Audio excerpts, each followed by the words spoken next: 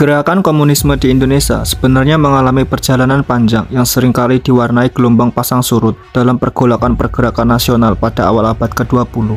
Gerakan komunis bersama dengan gerakan lainnya yang dilandasi berbagai ideologi seperti Islam, nasionalisme, mengekspresikan diri dalam bentuk aksi perlawanan terhadap penguasa kolonial. Pada masa era demokrasi terpimpin yang ditandai dengan hadirnya Partai Komunis Indonesia sebagai partai politik yang paling dominan, kian besarnya Partai Komunis Indonesia disebabkan salah satunya adalah karena PKI merupakan satu-satunya partai politik yang besar tidak ternoda oleh korupsi dan intrik kekuasaan. Karena Partai Komunis tidak pernah terlibat dalam kabinet manapun yang berganti-ganti dan jatuh karena ketahuan melakukan korupsi. Sejak periode 1956 sampai 1959 menyatakan bahwa PKI memiliki banyak sekali keuntungan. PKI lebih sedikit pesaingnya, sekaligus merupakan partai politik yang terorganisasi, padu, aktif, dan penuh semangat. Pada masa pemerintahan sistem politik demokrasi terpimpin, peran PKI sangat menonjol dan berkembang menjadi kekuatan politik. Sementara pihak yang gigih melawan PKI adalah Partai Masyumi dan PSI yang pada akhirnya dibubarkan oleh Presiden Soekarno karena dianggap menjadi pendukung pemberontak yang terjadi di daerah Sumatera dan Sulawesi. Presiden Soekarno bekerjasama dengan TNI untuk mengendalikan partai politik. Namun, di sisi lain, Presiden Soekarno juga melindungi Partai Komunis Indonesia. Soekarno membutuhkan PKI karena merasa terancam akan kemungkinan pengambil alihan kekuasaan oleh Angkatan Darat. Maka terjadilah persaingan antara tiga kekuatan, yaitu Presiden, TNI, dan PKI. Kedudukan Presiden Soekarno sebagai penentu kebijakan politik menjadikannya sebagai ajang perebutan dua kekuatan politik antara Tentara Nasional Indonesia dan Partai Komunis Indonesia untuk saling mendekat dan mempengaruhi Presiden. Presiden Soekarno mengatur keseimbangan kekuatan politik di antara TNI dan PKI supaya dapat mengkontrolnya. Tentara sangat mewaspadai kedekatan Soekarno dengan PKI yang digunakan PKI sebagai sarana pendukung demi gagasan nasakomisasi sistem demokrasi terpimpin. Namun sebaliknya, PKI senantiasa memanfaatkan proyek Nasakom untuk masuk ke dalam pemerintahan dan lembaga non-struktural yang dianggap sangat penting. Meskipun demikian, di kalangan PKI juga muncul pendapat yang melihat bahwa terlalu mendukung Presiden Soekarno akan membahayakan gerakan PKI. Bahkan memasuki tahun 1960, di kalangan internal partai PKI muncul tekanan-tekanan agar meninggalkan strategi pro-Soekarno.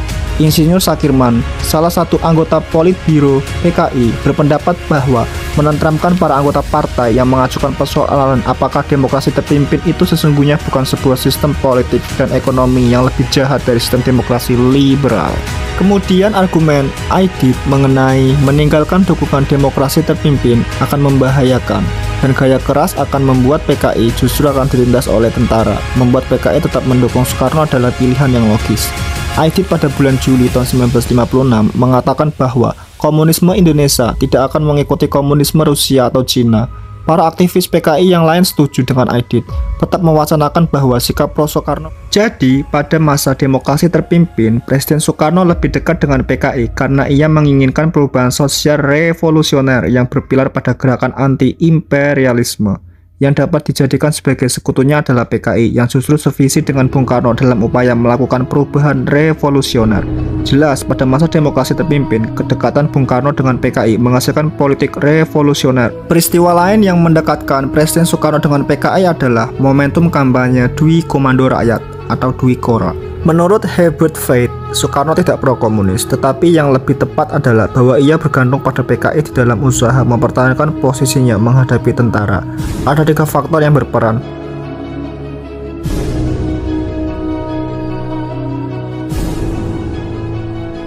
Akan tetapi, tidak sepenuhnya benar apa yang dikatakan oleh Herbert Feith bahwa Soekarno hanya memanfaatkan PKI semata. Bukan menyangkut masalah taktik politik, melainkan juga menegaskan fakta bahwa antara Soekarno dan PKI mempunyai keterkaitan ideologis. Dari fakta bahwa sebagaimana PKI, Soekarno juga sangat dipengaruhi oleh paham Marxisme.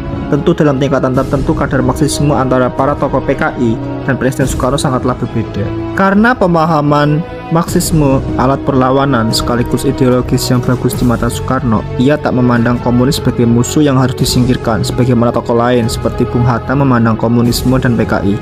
Bahkan Presiden Soekarno selalu berusaha membela PKI dan meminta agar menurunkan pembatasan terhadap kegiatan-kegiatan PKI. Kedekatan Bung Karno dan PKI sangat terlihat dan membuka mata lawan politik PKI pada saat ia hadir dan memberikan sambutan dalam Kongres PKI yang ke-6 pada 16 September tahun 1959. Bung Karno mengatakan kepada puluhan ribu anggota komunis yang hadir bahwa mereka adalah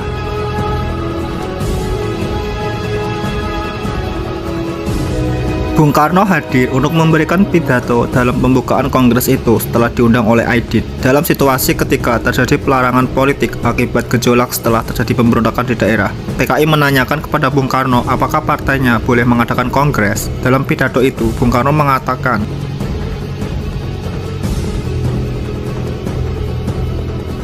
ungkapan itu menunjukkan bahwa Bung Karno dan PKI begitu dekat, akrab, dan menyatu. Pidato yang disampaikan pada HUT kemerdekaan 17 Agustus tahun 1959 tampaknya menandai adanya perubahan situasi politik di Indonesia yang sejak akhir tahun 1959 Indonesia akan masuk ke dalam satu fase penting, yaitu fase ketika gerakan rakyat di bawah pimpinan Marxisme Bung Karno dan komunisme PKI mendominasi panggung politik. Indonesia di bawah demokrasi terpimpin semakin bergeser ke kiri. Perlindungan Soekarno terhadap PKI dan keberadaan Presiden di Halim yang merupakan markas komplotan kudeta tersebut ternyata menimbulkan berbagai spekulasi. Apakah Presiden sadar akan rencana gerakan 30 September?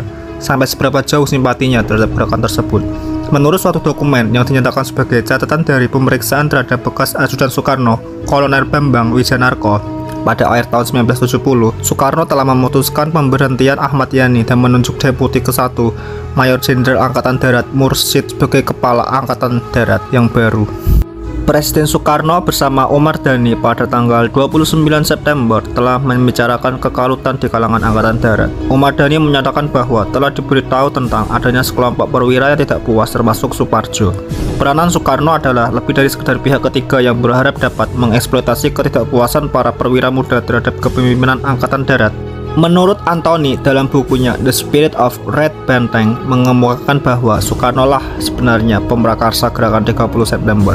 Menurut Bambang Wijanarko, ketika Soekarno merayakan hari ulang tahunnya yang ke-64 di Istana Tampak Siring, Bali, ia mengeluh tentang sikap para jenderal senior Angkatan Darat dan mengatakan kepada Panglima Daerah Militer Bali, Brigadir Jenderal Syarifuddin, untuk memeriksa kesetiaan para pemimpinan Angkatan Darat. Kemudian Syarifuddin dan Komando Brigadir Jenderal Sudirgo tampak di antara mereka yang dimintai pertimbangan oleh Soekarno mengenai masalah ini. Menurut Wijanarko, akhirnya pada tanggal 30 September ketika Soekarno menghadiri suatu rapat di Jakarta, dirinya menerima surat penting dari Untung. Soekarno kemudian meninggalkan ruangan untuk membawa surat itu, dan pada akhir pidato tersebut ia mengatakan, "Saya harus mengatur beberapa hal yang akan membuat saya tidak tidur jauh malam." Hari berikutnya, Presiden Soekarno mengajukan surat itu. Dari keterangan ini, Anthony menyimpulkan bahwa bukan PKI, bukan pula perwira-perwira progresif, tetapi Soekarno lah permakarsa percobaan kudeta itu. Peristiwa gerakan 30 September meletus pada 30 September tahun 1965 menjelang 1 Oktober dini hari dengan penculikan dan pembantaian terhadap perwira tinggi di markas besar Angkatan Darat dan seorang ajudan Menteri Pertahanan. Peristiwa G30S adalah sebuah peristiwa besar yang terdampak tidak saja bagi terjadinya perubahan tatanan kehidupan secara nasional, namun juga tatanan kehidupan secara internasional. Meletusnya gerakan 30 September menjadi klimaks dari kejenuhan hidup selama bertahun-tahun sebelumnya yang memicu orang melakukan kekerasan di luar batas. Ada berbagai versi mengenai dalang gerakan 30S seperti PKI, Angkatan Darat, Soekarno, Soeharto, atau CEA. Namun semuanya sampai hari ini belum diketahui secara benar dan pasti dalang sesungguhnya gerakan 30 September itu.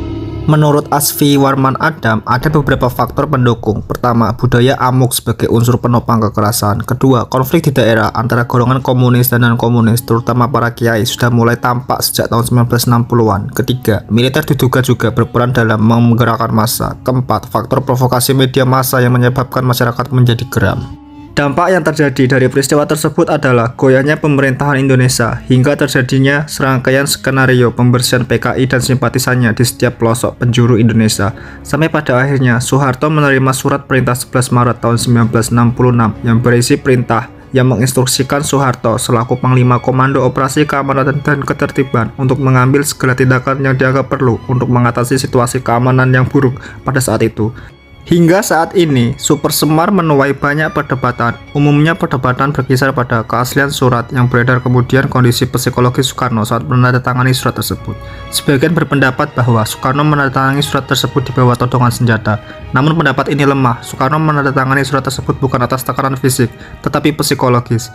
Karena situasi konflik belum juga teratasi, maka dipandang perlu mengadakan sidang istimewa MPRS dari tanggal 20 Juni sampai 5 Juli 1966. Dalam sidang tersebut, Super Semar makin diteguhkan. MPRS juga mencabut gelar Presiden seumur hidup, mengkoreksi gelar pemimpin besar revolusi maupun produk-produk MPRS yang terdahulu yang dipandang tidak sesuai dengan Undang-Undang Dasar 1945. Presiden Soekarno kembali mengatakan bahwa Super Semar bukanlah penyerahan kekuasaan. Dengan geram ia berucap, "I repeat again, it is not transfer of authority." Hingga pada akhirnya Soekarno sudah letih berpikir. Ia mengatakan, "Biarlah aku lepaskan jabatan kepresidenanku daripada harus menyaksikan perang saudara yang nantinya bisa dimanfaatkan kekuatan-kekuatan Nekolim." Dan pada akhirnya kekuasaan Soekarno berakhir dan diganti dengan Orde Baru dengan Soeharto sebagai pemimpin negara Indonesia.